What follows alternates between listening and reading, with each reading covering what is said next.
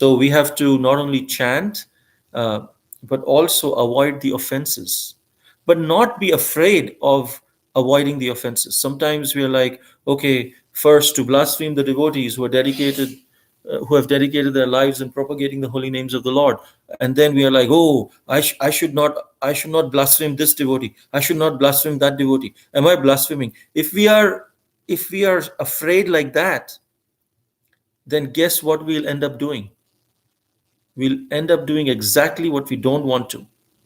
We'll end up blaspheming the devotees, because all along in our mind we are saying, I don't want to blaspheme, I don't want to blaspheme, I don't want to blaspheme, and then we end up blaspheming, because that the mind is only listening to blaspheme, blaspheme, blaspheme. Rather, we should focus on, let me glorify the devotees. Let me glorify. What is the focus on? What is the positive aspect? The offenses are saying we should not blaspheme, but how do we not blaspheme? We don't blaspheme by glorifying. So we should always focus on, let me glorify the devotees, let me glorify the devotees. Third, to disobey the orders of the spiritual master. And if we say, oh, I don't want to disobey, I don't want to disobey, I don't want to disobey, we end up disobeying. Rather, let's try to focus on the positive. How do I obey the orders of my spiritual master? What are his instructions? Let me obey. Let me obey. I'll end with this small story from where it says that there was a millipede. It says how avoidance of, rather than focusing on avoiding offenses, we should focus on following the opposite of offenses. Then we'll automatically avoid the offenses also. There was a millipede in a jungle, and this millipede had 1,000 legs. You know, this small centipede has 100 legs, millipede has 1,000 legs. And this millipede was in the jungle, and it used to dance very nicely with all his 1,000 legs. And he would give a performance, and all the animals from the jungles would come and watch this performance. And while they were watching this performance, they would cheer him, and this millipede would, because of the cheer, get so inspired and start dancing very, very gracefully with his 1,000 legs. And everyone would come with their musical instruments, and it would be a party every evening, just everyone coming to see the dance of this millipede. Now, when this dance was going on, there was one Mr. Toad, the frog. He was very, very envious of the millipede.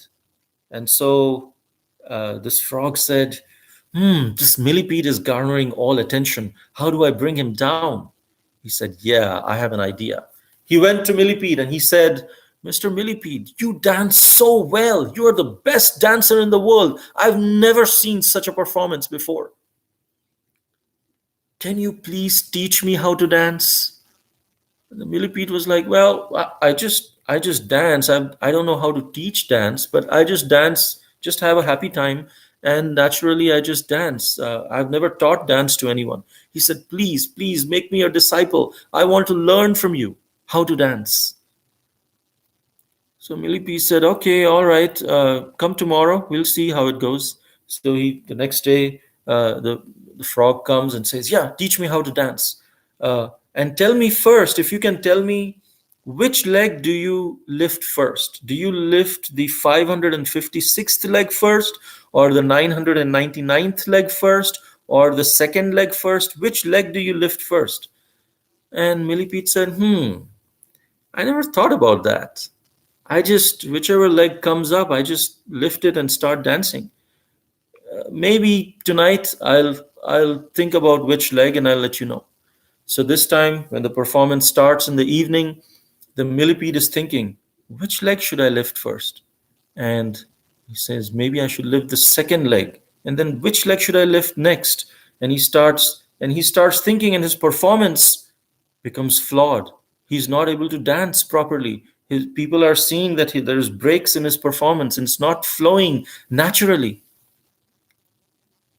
And then the next day, again, the millipede is thinking, which leg should I lift first? And he's trying different legs, and he's trying to do it very methodically, and it's just not coming.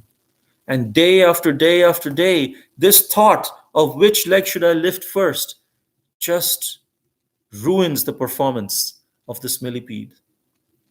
and Mr. Frog is successful in his devious plan to defame the millipede. So we should not get stuck in the moral of the story is we should not get stuck like the millipede, just thinking about the offenses, just thinking, going too deep into it. Just live our life in the association of devotees, chant attentively, focus on the positives, and the negatives will automatically go away.